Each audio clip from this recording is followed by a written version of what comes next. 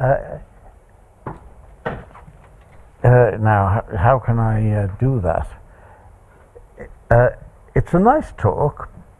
The title, I'll tell you, is Integral Lexicographic Codes, and it's a very strange talk, and it was rather funny. A week or two before the International Congress in Zurich in 1994, I should say I'd actually attempted suicide and damn nearly succeeded rather before that, but I was coming back to life again. It's amazing how nearly succeeding I got. But anyway, I won't tell that in public, but I don't mind telling it in private to anyone. Okay.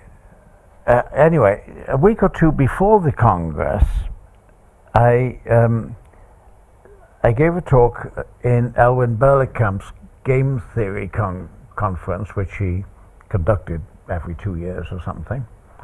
And my talk wasn't a success.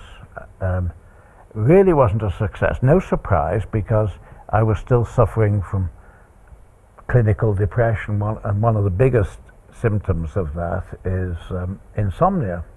So I wasn't getting much sleep. Okay, so that's that. And then, next day, I think it was, Richard Guy was chairman of the session. He's now 99, by the way, and still going very, very strong, much better state than I am. And he said, John, the next speaker hasn't turned up. Can you give a talk? And I said, yes.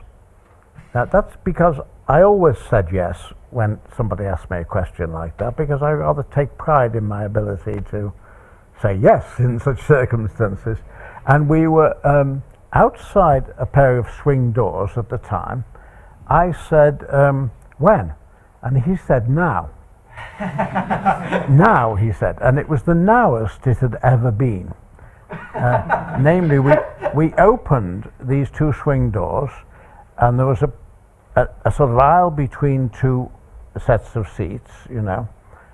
It wasn't as deep as this room. It was about 15 feet to the front of the lecture room, and in that 15 feet, I had to think of a talk, you know, and so on. Well, I used to be very good at that. And the method is, well, my method was to think of what I call the golden oldie, a talk that I'd given several times and had always been a success. So I ran 23 of them through my brain. No, I thought it came straight to this one, in fact, I think. And by the time I got to the front, I was fully prepared. But I was still suffering, you know, from the effects of insomnia and a suicide attempt and God knows what else. I was in a hell of a state.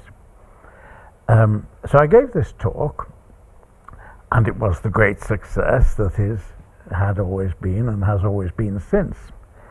And then, so you see, this is a sort of advertisement for the talk. It's worth spending a few minutes on it because I'm really very fond of it. It puts me in a good mood. And I was still worried about my talk to be at the International Congress in Zurich.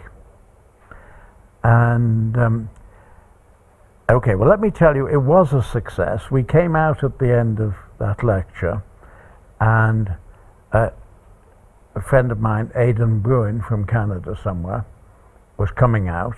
He didn't see me because I was concealed behind one of the swing doors I've mentioned. And he said, that's more like the Conway we know and love. Well, of course, I knew he knew and loved Conway, so to speak, but I really needed to know that for two reasons. I wanted to know that my impression that the first talk was a disaster was in accordance with the facts, and then, which that told me. And the other one, which was rather nicer to know, was that this talk was more like the Conway we knew and loved, presumably a pretty good one. And then I had the crazy idea of giving this talk at the International Congress next week. And that was a bit difficult because what they ask you to do at these congresses is they invite somebody, a sort of expert in X theory, to give a talk on developments in X theory over the last 4 years. They have this sort of simple attitude that, that's the way everybody heard your talk or somebody else's talk 4 years ago and is eager to follow up now, crazy idea. And so I was asked to give this talk on developments in sphere packing over the last 4 years. To my mind, no matter what X is, this instruction they had means give a boring talk. And I didn't like it. It sort of put me off right away. But one of the things that brought me rapidly out of my depressive state was the fact that I'd acquired a girlfriend, Penny. And Penny, one of the nice facts about Penny, as far as I was concerned, is there were other nice things about her, but is that she never saw a rule that she didn't immediately want to see broken. And that made life quite interesting. So I said, do you think I can actually give a talk on this subject, which is very little to do with sphere packing, despite, under the same title, etc., and before 4,000 people? She said, yes, of course, go on, just give it, She pushed me forward, and okay, so that's that. I arrived, everything worked beautifully, by the way. We arrived in Zurich, and on the way to the Congress Hall, I happened to pass a sort of American-style drugstore which had toys and things in it, and I noticed a small basket containing, as I later learned, 14 spheres, 14 expanded polystyrene spheres in sort of bright colors. And I thought, oh, I'm supposed to be giving a talk on sphere packing, so possibly they'll be useful, So I took them out. Then we went to a place where they were serving coffee and, cafe and kuchen before the meeting really started. And there were these small cups for the coffee, and each cup would hold 3 or 4 of these spheres were really quite large, much larger than the cups. But each cup would hold about 4 of them, or 3 of them at least. No, 3 of them is a more honest thing, if they just were squeezed in. And also, I was wearing a horrible jacket, which was sort of dirty white, probably because it was dirty, but anyway. It had large pockets, and I could put these cups with the spheres in the pockets, which meant that I couldn't take this jacket off because I'd already had an idea about how the talk was to go. And then, then we went up to the actual lecture room, which, by the way, was full of lots and lots of people, the entire audience, and doubtless some more, the entire attendance at the Congress, because the talk after mine was by Andrew Wiles. At that time, he discovered the bug in his proof. The message of his talk, which came later, of course, was the US cavalry are on the way, it'll all be cured, I know what's wrong with it, and I know how to cure it, and so on. And so, but anyway, everybody wanted to hear it, so I was speaking to an audience of more than 4,000 people. And the way I started actually was quite funny. I said, what was it? I sort of apologized. I'd changed the title of my talk, hadn't prepared it adequately. So here I am at an international congress and I'm winging it, Anyway, that's rather nice. You can see that I had recovered a little bit of my bounciness, That was the start of my recovery. I came alive again. Okay, well, I'll tell you what the lecture is about. It's about integral lexicographic codes. Now, wait a moment. This is that kind of thing, so I don't need to have the transparency. Oh, it will be. Okay, now I will. Yeah. I'm just wondering which way around to put it. I think the best way I can describe it, especially since I've wasted a bit of time, is to talk about the lexicode C3. No, we can't see it. Can't see it at all. What on earth is this doing? You can put a sheet underneath it. Ah, okay. The trouble is, though, there's underneath it, yes, I see.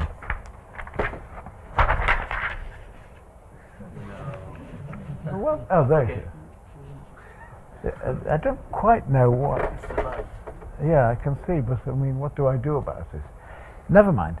The integral, the lexicode C3. Lexicode will mean integral lexicographic code. Okay, C3 is the code of the lexicode of minimal distance 3. An integral code is a code, a binary code is one whose digits are 0 and 1, and it consists of words of zeros and ones, strings of zeros and ones. An integral lexicode has digits that are arbitrary integers, well, non-negative integers. I'm going to change that later on. So, and lexi means lexicographic groups, and what that means is you use a greedy algorithm. So the very smallest number will mean non-negative integer for the moment. The very smallest number is 0, and therefore the smallest code word in a certain lexicographic order will be the all zeros word. Now the next code word must differ in at least 3 digits from every code word must differ in at least 3 digits from every previous code word. So if you think about it for a moment, or even if you don't, I'll tell you. The next code word must be this. In the smallest case, those 3 digits are 1. The lexicography is roughly the same as the lexicography of integers in the usual notation. With integers, though, the digits do not exceed 9, and there's no similar restriction now. So after that, the next one is obviously 222, and so on. And then we get n for every number n. And then after that, only after that, can they stick out means leftwards, into the 4th place. And now the 3 digits that I'm about to put after that one, let's call them A, B, and C, must all be different. Because if 2 of them are the same, let's suppose they're the same as the number n, then it's too close to this code word that has 3 n's in it. Okay? So the numbers must all be different, and therefore the earliest case in which those 3 digits are all different is 1012. And then if you think about it, 1012 is at least a distance 3 away from all the previous ones.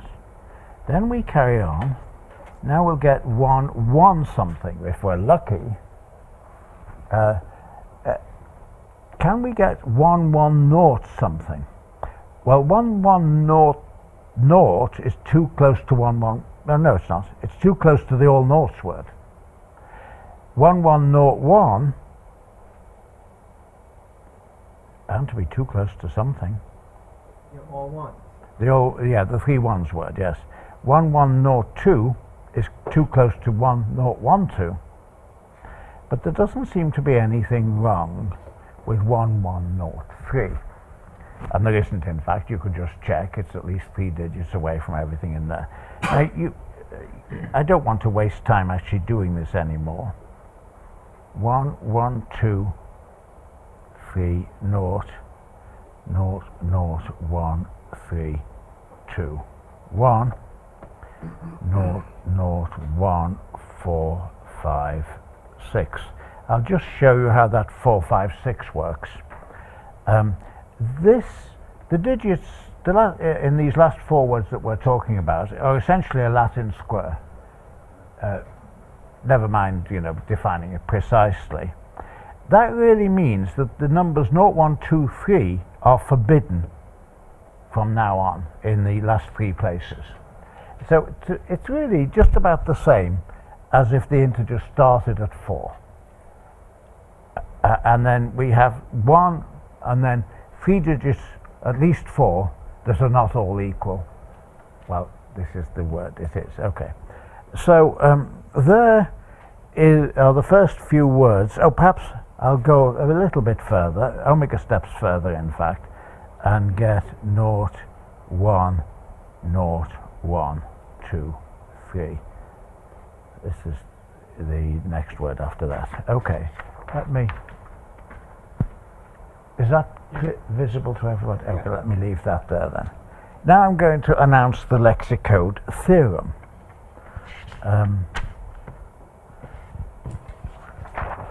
Which is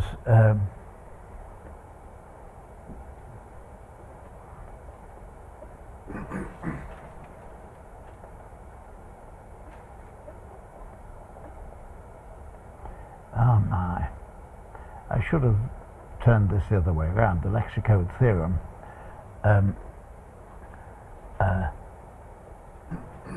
with the natural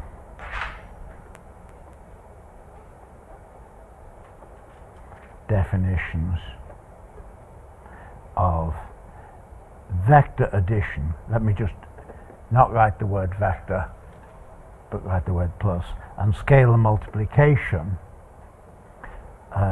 Every lexicode is a vector space.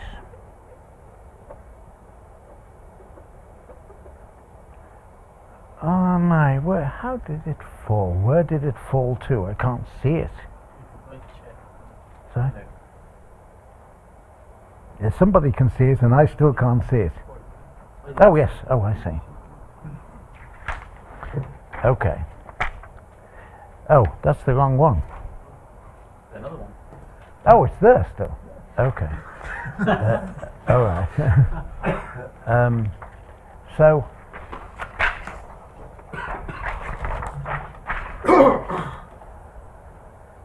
let's look at this and sort of see how it works. The sum of any 2 code words, they're coordinate-wise definitions. The sum of any 2 code words is a code word. So let's take, for instance, 0, 0, 0, 2, 2, 2, and 0, 0, 0. Well, being understood that everything that is to the left of what I write, that these 2 are code words, and let's add them. You move the sheet. Okay. Let's add them and now push it up. This is in C3 and this is in C3, so that implies that this is in C3. Well, of course, that was obvious, really. I mean, NNN works for all n. So let's do a more interesting one. Can I suggest one? Sorry? Yeah? 0, 0, 1, 0, 1, 2. 0, 0, 0. Oh, no, it's the 1 in front. 1, 0, 1, 2. 1, 2, yeah. And then there was, what was it? 1, 1, 0, 3. 1, 1, 0, 3. Okay. So these are in C3. These are in C3. 2, 1, 1, 5 should be in C3. I don't think it is. Yeah, I know. So there's things wrong with this, but it wasn't very nice of you to point it out. Since I was just about to discover it for myself. We've got to ask for some,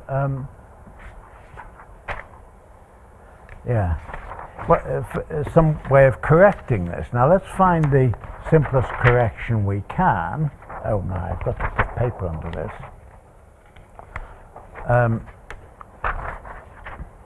The simplest correction we can get is to insert here none.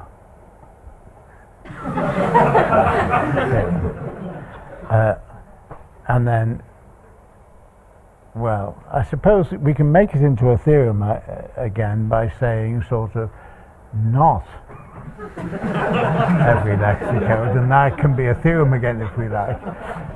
But still, I sort of thought this theorem was true at the time, and so there ought to be something rather better than this. And well, you see, this statement said with the natural definitions, and it's not quite clear what the natural definitions are. We can say coordinate-wise,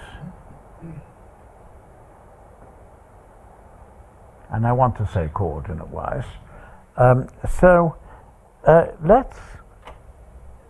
Let's turn this into what I'll call the lexicode question.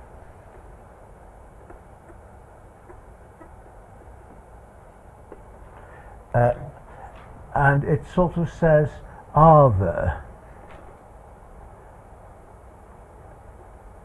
natural definitions, let's say, under which, I'll abbreviate which to WH, are the natural coordinate-wise definitions? Natural doesn't seem to mean anything, but if there are, it will mean something, I think. And there's a question mark here. And now let's sort of see what happens. I want to take a simpler case than the one somebody gave me. I want to sort of search the first case probably. Always, you know, if you can't begin at zero, begin at the earliest place you can. Where is the lexicode? I want to keep it on the board so that you can follow things. Is it up? Oh, I see. Oh, yeah. Okay. I think the earliest dubious thing is 1012 plus 222 here.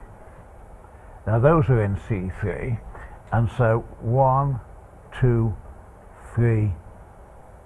Is it really 1, 2, 3, 4? That's not the earliest case.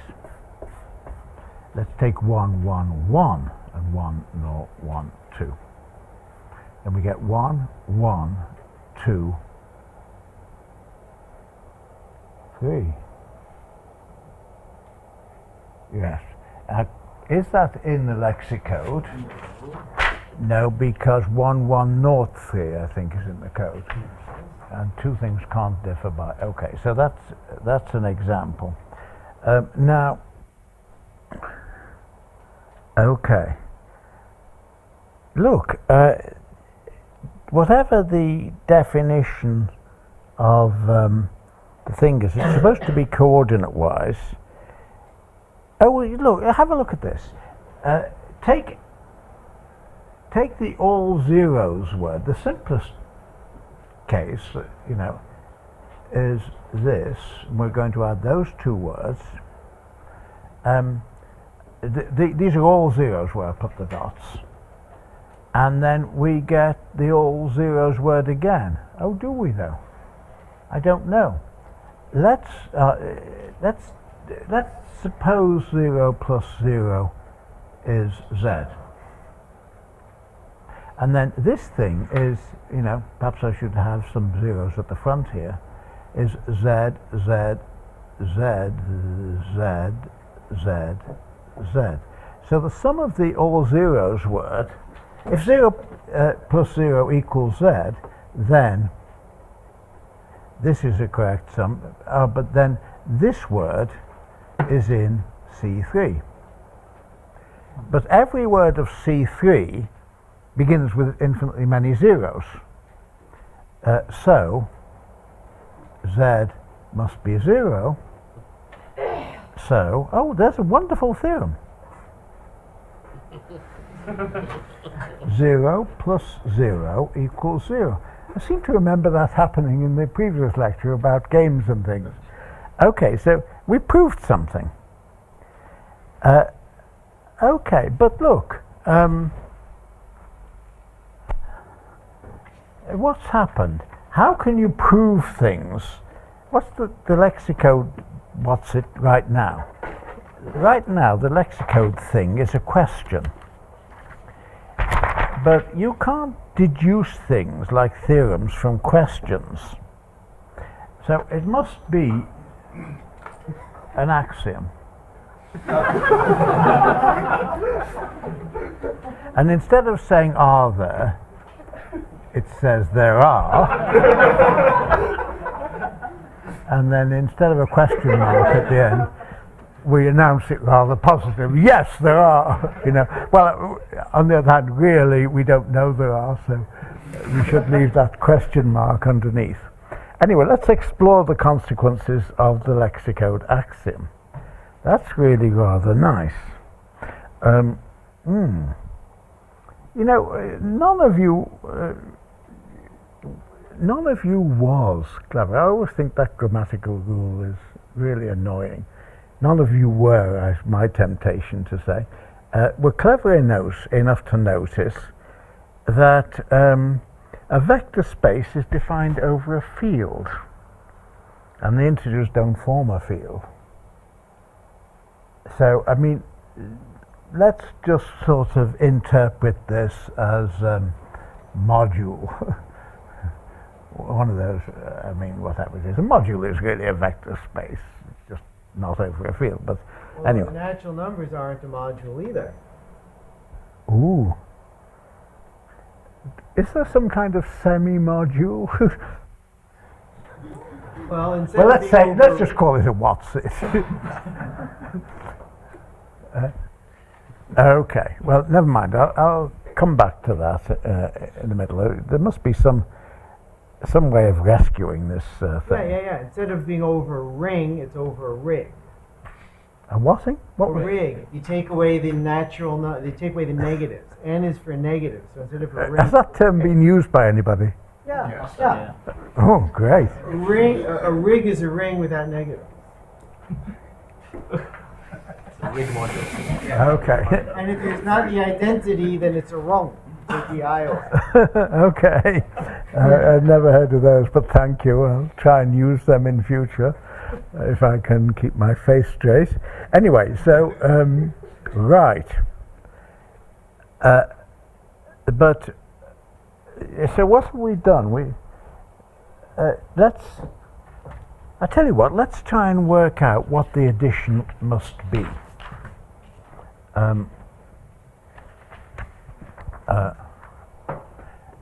So here is an addition table, we hope.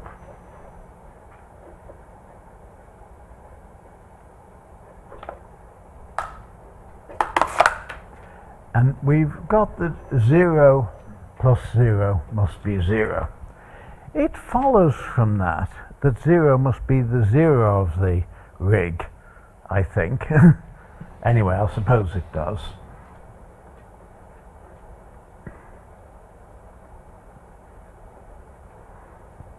Okay. And now, what's 1 plus 1? Well, I'm glad you asked.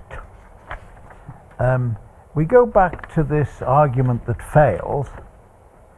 The sum of these two code words is, I'll take another piece of paper. The sum of those two code words, what was it? 1, 1, 1 and 1, 0, 1, 2 is 1, 1. 1 plus 1, that's going to be temporary. And then 1 plus 2. And so that must be in C3. But then 1103 is in C3. And two code words are not allowed to agree in all but two digits. And therefore 1 plus 1 equals 0, and 1 plus 2 equals 3. Okay, so, whoops. 1 plus 1 is 0, and 1 plus 2 is 3. Good. And now, Commutative? sorry? Is addition commutative? Oh, I don't know. I really don't know. So I tell you what, let's do this the other way up. 1, 1, 1 and 1, 0, 1, 2 is 1, 1, 1 plus 1, which is 0. And this 2 plus 1 must also be 3. If you put that on the screen, we can't see. Oh, I'm sorry, yes. I take 1, 1, 0, 2 and 1, 1, 1, add them the other way round instead of the way round I did. Oh. And then we get the 2 plus 1 is 3. Oh, that's a very good question anyway. Oh, but now look, if 1 plus 1 is 0, and we multiply by n, then don't we get n plus n is 0 too? Well, I'm not sure. You were probably pretty sure that it was. You see, because it's not clear that 1 is the unit element of the rig. Okay, however, instead of multiplying by n, we can multiply by n over 1. Oh, well, it's not. Yes, it was easier if we remembered it was a field, but it's not a field. Anyway, it turns out that it really is true that n plus n is 0 for all n. Oh, yes, there's a good theorem. Theorem 2. The characteristic of our thing is TWO. I can't say the characteristic is digit 2 because digit 2 is 1 plus 1, which is 0. And the character, anyway, never mind. Good. Now I'm going to move into slightly higher gear. What's 3 plus, what's 1 plus 3? It's 1 plus, oh, I'm still doing that, am I? 1 plus 3 is 1 plus 1 plus 2, which by the associative law, which I'm assuming, I'm a little bit worried about that, is 1 plus 1 plus 2, which is 0 plus 2, which is 2. So 1 plus 3 is 2. And it'll work the other way around. And 3 plus 2, there's a similar proof. 3 plus 2 is 1 plus 2 plus 2, etc., and that's 1. Good. Which way, lower? Just lower, yes, please. Okay. Right. Now, we have here a 4 by 4 Latin square. That means I'm not allowed to put any numbers in the first 4 rows, in the later parts of the first 4 rows. Not allowed to put any numbers, any of the numbers 0, 1, 2, and 3. So all these numbers are at least 4. It's sort of, you can repeat the argument here, increasing all of these numbers by 4 to discover that this thing, one's got to be really rather careful how one says this stuff. Oh, sorry.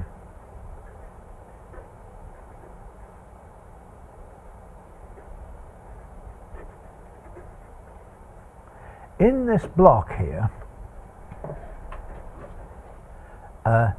let me sort of do this because I don't quite know how to say it. You get from here to here by, I'll call this upping 4. Okay, I'm sorry. You know, to get from here to here, you up 4. I don't want to say you add 4, because in the new sense of addition, what these numbers mean are 4 plus. We've got to find out what 4 plus, say, 2 is. And it's 4 plus 2, obviously. It's not obviously 6. But it is indeed 6. 4 plus 2 is 6. And there's a similar thing that happens here. This block is got by upping this one by 4. And then when you've upped, you know, if you up by 4 twice, well, I mean, we've just shown that upping by 4 in this part of the table, at any rate, is adding 4. It's going to be really rather awkward not knowing which kind of addition we're doing things in. And so I'm going to introduce the school convention that which says if you enclose anything in square brackets, it means do it in the old school book way that you learned. So what we just proved, by the way, oh well, never mind, I won't bother with that. But here we add 4 twice to get from here to here, and so this must just copy that table.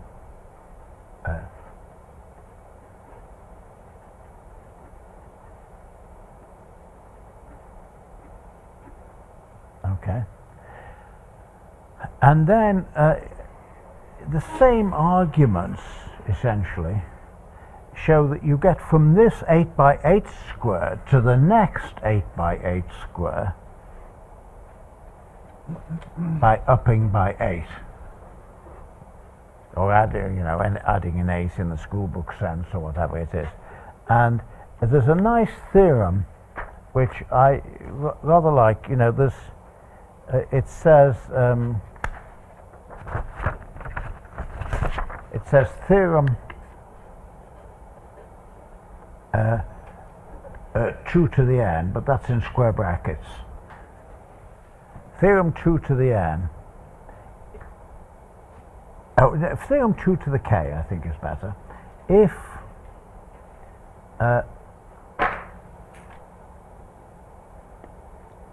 a little n is less than 2 to the k,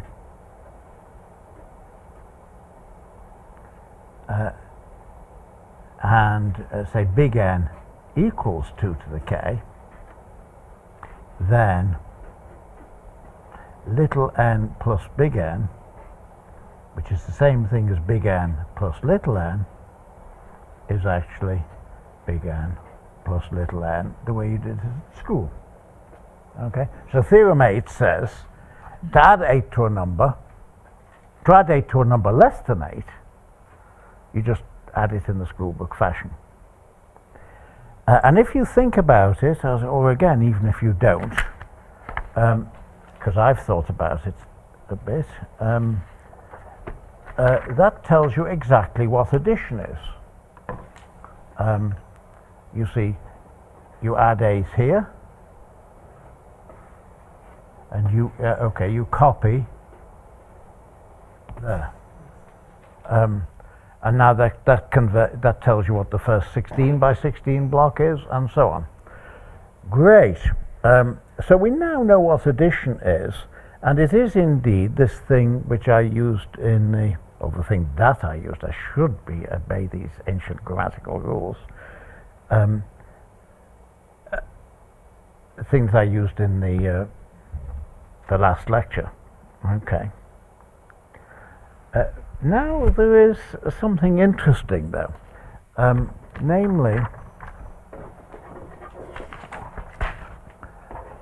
we should get interested in the multiplication table. Now here there's a place where for the first time we have a meta theorem. And the meta theorem is that you can't prove that 1 times 1 is 1. And the argument goes, take I'm not going to write it down. It's quite tricky, but it's fairly subtle, but which makes it hard. But you might be able to hold it in your heads. You renumber the numbers. You rename the numbers, giving each number n times the value, the meaning that it had before. Where n is a non-zero number. You rescale, let's say, the numbers, and then if the unit before was 1, then the unit after is n, where n is any non-zero number. Or else I got that the wrong way around. It doesn't matter. I mean, so there was meta theorem 1, and meta theorem 1 says, I'll just write it here. Meta theorem 1. 1 times 1 might as well be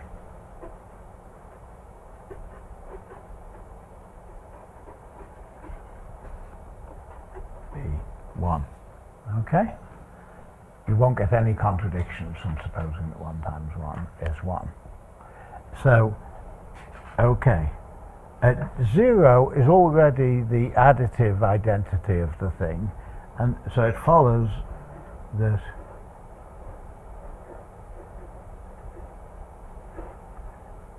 zero times anything is 0.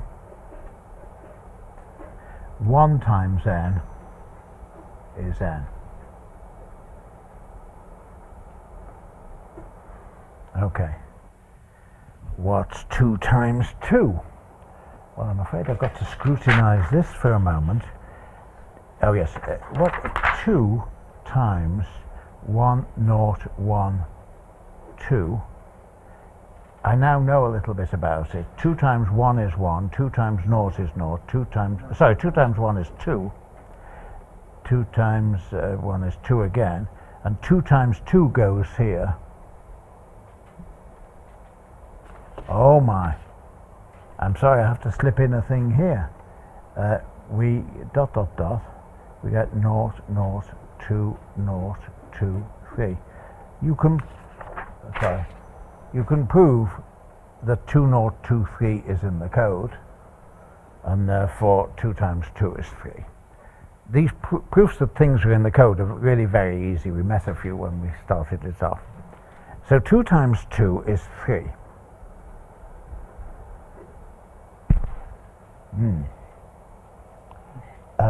Okay, so there's 2 times 2 is 3. 2 times 3 is 2 times 2 times 2. That's not going to help. 2 times 3 is 2 times 2 plus 1. We can apply the distributive law, which is 2 times 2 plus 2 times 1. 2 times 2 is 3, plus 2 is 1. Oh, sorry, so 2 times 3 is 1. 3 times 3. 3 times 3 is 3 times 2 plus 1, which is 3 times 2, that's 1, plus 3 times 1, that's 3. 1 plus 3, 2. You don't need to follow this because, you know, you can trust me. I wouldn't deceive you, would I? Okay. It's interesting what happens. So I'm not going to give proofs from now on for a little bit. 2 times 4 turns out to be 8. And 2 times 5, 10. 2 times 6. 2 times 6. 2 times 6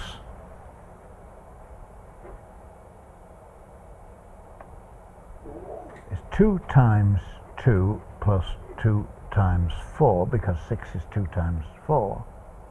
So 6 is 2 plus 4, and that's 3 plus 8, and 3 is less than 8, so 3 plus 8 is 11. So 2 times 6 is 11, by the way. And 2 times 7 is 2 times 6 plus 1, which is 11, plus 2. 11 plus 2 is 8 plus 3 plus 2, which is 9. etc. Let me tell you what happens with multiplication, which you can sort of roughly believe because it's highly plausible. We have a theorem. I'll tell you what it is. If n is of form 2 to the 2 to the something, it now has to be 2 to the 2 to the something, and little n is less than big N, then n times little n, each way round, is equal to its schoolbook version. But n times n is the schoolbook version of 3 over 2 times n. Actually, when I proved the corresponding additive theorem, I should have said if little n is smaller than big N, where n is a power of 2, where n is an open square bracket, power of 2, close square bracket, then little n plus big N is its schoolbook version, but big N plus big N, of course, we already know is 0. So, okay. This is a rather interesting theorem.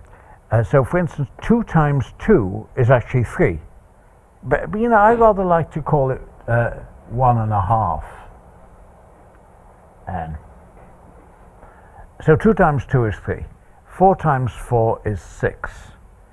16 times 16 is 24. That gives you enough to work out the entire addition and multiplication table.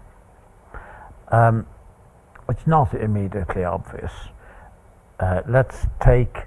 let me tell you what happened with 4 4s. You see, I had a definition which told me, actually, in another way, exactly how to work out the multiplication table. And that definition was analogous to the definition in the surreal numbers. Perhaps I should better come clean and give you the real definitions. No, I won't come clean just yet. It's hard to come clean wearing this shirt. So, I had a definition, but I found it a bit easier to work in this way. You know, they weren't defined in terms of lexicodes or anything. And I was lying before the gas fire in my college room and working out these things. And what I did for 4 times 4 is I could prove that 4 times 4 wasn't 0 because, well, if I assumed that it was a field, which I didn't know, because 4 is not 0, and in a field there aren't 0 divisors. And then I could prove that 4 times 4 wasn't 1 times 1, because the equation x squared equals 1 in a field has at most 2 roots, and no, the equation x squared equals some equation has at most 2 roots, and if 4 squared were 1, it would, etc. And then I could prove 4 squared wasn't 2 and 4 squared wasn't 3. Yes, because 3 squared is 2 and 2 squared is 3, so 4 squared can't be either of 2 and 3. Then 4 squared can't be 4, because if so you could divide by 4 and get 4 equals 1. 4 squared can't be 5, because then it would be 4 plus 1, and the equation x squared equals x plus 1 already has 2 roots, namely 2 and 3. But 4 squared equals 6, I couldn't find anything wrong with it. And so that was the morning. I tried to find something wrong with it. And then in the afternoon, no, I think that's wrong. In the rest of the morning, I supposed that 4 squared was 6 and worked out the entire multiplication table below 16 on that assumption. And it was all consistent. And then in the afternoon, I applied my horrible definition, which told me what it was, and eventually proved that 4 squared was 6. Ooh. I was occupied with this thing for about a week, which and it sort of seemed crazy and at the same time interesting. Now let me tell you, coming clean, it's the characteristic 2 version of the surreal numbers. So you don't distinguish anymore between left and right. Now for addition, that just gives the traditional NIM definition, this business about adding in characters 2, adding in base 2 without carry. And we've seen that's what it is. So the addition is the usual addition of games that are impartial, that have the same legal moves for each player. This gives a new definition, which I call NIM multiplication, and it's like this. Now, you let x, instead of xl and xr, you let x prime be the typical number less than x. That's the same thing, you see. That means that instead of what I was doing last time, which was x plus y, sorry, have I got this right?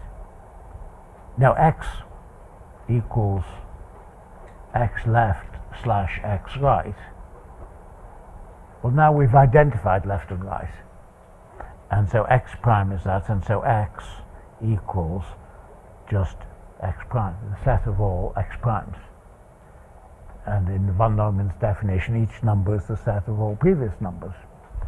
And then, okay, so every theorem you get for surreal numbers should have an easy sort of analog, or every concept an interesting analog for these things. But however, these things are really the ordinals, or to be more precise, they're in 1-1 correspondence with the ordinals. And the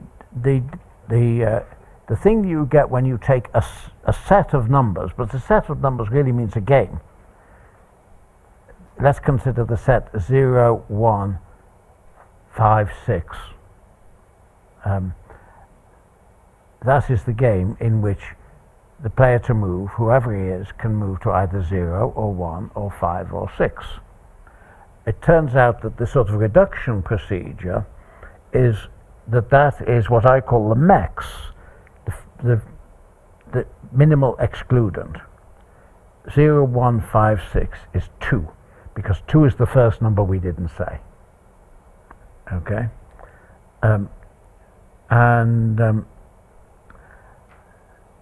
Nobody had ever apparently written down this curious notion of multiplication before. Oh yes, by the way, what is our theorem at the moment? Well, I've lost the place where I'm writing it down.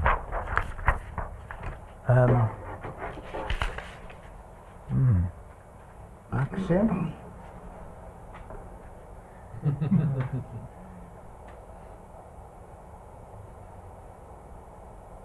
Well, I'm tempted to call it a theorem again, because it is indeed true, but it's really quite a difficult thing to prove, especially if you don't know where it comes from.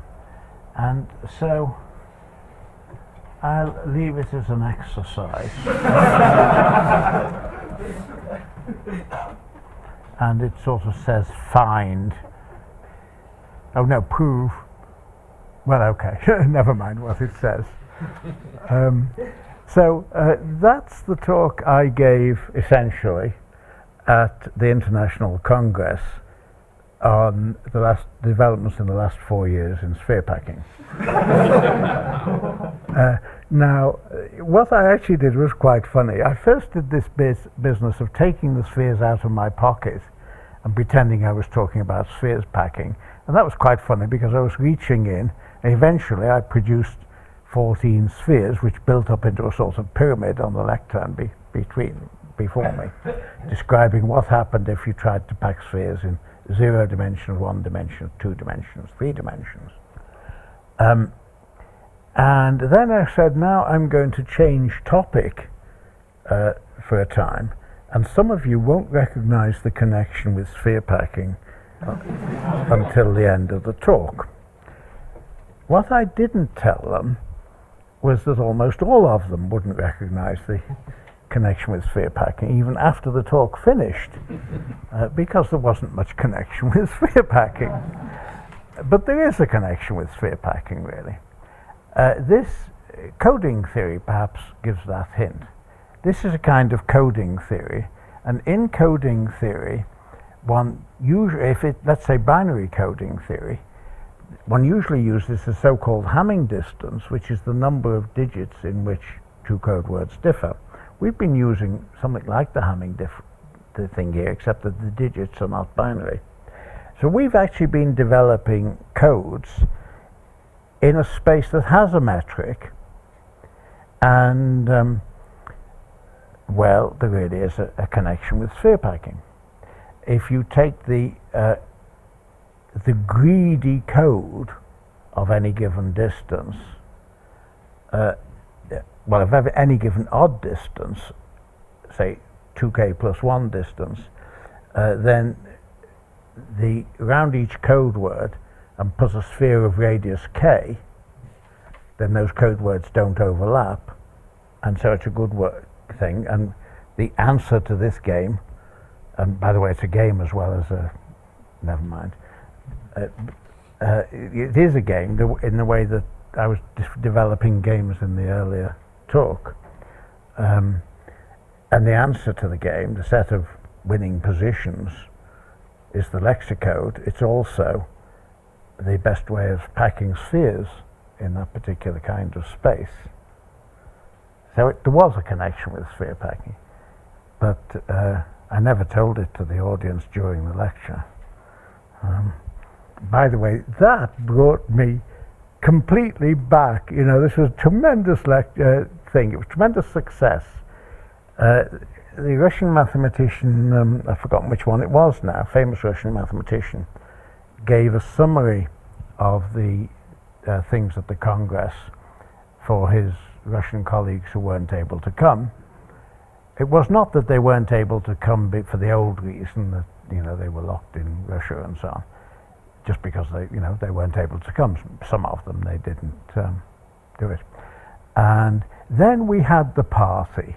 And now I'll just tell a story which has nothing to do with mathematics at all. Well, except that it might teach some mathematicians to behave a bit better at parties. Namely, the mayor of Zurich gave us a party for all the people attending the Congress. Now, you or I would have a little bit of difficulty giving a party for 6,000 people, but the mayor of Zurich took it in his stride. And what happened is, there were long tables about 10 feet across, 30, 40 feet long, and the tables had stuff to eat on them and drink. And each of these tables, there were about 20 tables, and each of them had a queue of about 50 mathematicians. Or maybe there were 50 tables and each of them had a queue of 20 mathematicians. But anyway, it's probably those numbers should both be larger. And these mathematicians were not behaving very well. I don't mean that they were impolite or anything. The trouble was that they were too polite and also rather stupid. When the first 4 people in line, you know, A came in, he was the first person and filled his plate with stuff. Meanwhile, B, C, and D all waited behind him, whereas in front of him there was a lot of space. So B should have passed forward, you know, before A, and C should have passed, etc. And then 4 people could serve themselves all at once. And we were really infuriated by this, you know, lots of lines of tables. Now Penny, who as already told you, never saw a rule that she didn't want to see broken immediately. She walked to the front of one of these tables and sort of looked at the stuff on it. And then she sort of couldn't quite see what was on the opposite side, so she walked round to the other side and looked from there a bit more closely. And she spent a little time doing this until it wasn't clear that she hadn't been at the front of the queue. And then she filled her well, she got 2 plates, one for her and one for me, and brought them back. And then Walter Fite, famous group theorist who was at the meeting and standing near me, said, "I wish I had service like that." So I said, "Penny, you know." And she took the hint and went to another table, of course, and filled a few plates of food with that. And then she tapped one of the waiters who was replenishing these tables from big sort of silverish trays. She tapped him on the shoulder, and he just gave her, you know, she took the tray off him. And then she could carry much more, but really the tray was rather hard to carry for one person. So she went and found another young woman about the same size, and they stood on opposite sides of the tray and carried it back. And of course the message had got through. These mathematicians weren't entirely stupid. The message got through that if you stood near Conway, you got fed. And so that's how I sort of thoroughly came back to life again at the International Congress in Zurich. Now I'm going to stop. Okay.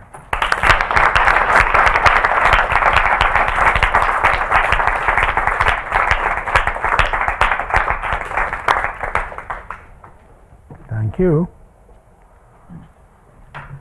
At the end, I suppose it is.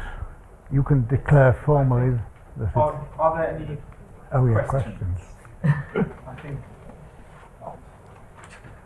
Nope. Oh yes. I'll ask. I'd actually seen this bit of a description of your multiplication on the natural numbers in this case. There seems to be no easy way to describe it. Or is it the sort of the surreal base 2 version? Does that end up being? Yes. Well, let me actually show you the definition. In a way, it's this does not tell you what the answer is. It is that xy is defined to be, oh yes, x prime y plus x y prime minus, really it should be, x prime y prime. Now x prime and y prime range over the numbers less than x and less than y respectively. Minus means the same as plus, but it's logically is minus. And this is the analog of the surreal number definition. That's the definition I was talking about. What that amounts, you see, suppose x, y were equal to this thing, then x minus x prime times y minus y prime, well, if the distributive law and various other things held, would be 0. To say that x minus x prime times y minus y prime is not equal to 0, let me put it the other way around, is equivalent to saying that xy is not equal to any one of these things. So we define it to be the smallest number. In surreal number theory, everything is the smallest thing it could possibly be. So xy, we want if two things are non-zero, we want their product to be non-zero, which boils down to saying that if x is not equal to x prime and y is not equal to y prime, then this product is not 0. That is to say, xy must not be any of these. And then the simplest thing that is not forbidden is obligated, is demanded. That's a saying of, I believe, Schiller. What is not forbidden is necessary. Some saying like that. Of course, it's in German. Yes. Are you saying xy in multiplication in particular, it needs to give you the smallest thing it's allowed to be, or any definition gives you the smallest thing it's allowed to be? Well, yes, but I think we should be kind to the startups of the Newton Institute. They normally would like to lock up this room at 5. And when I said I don't think anyone has any questions, I meant no one should have any. So you can still ask questions, but outside. I hope I've switched this off.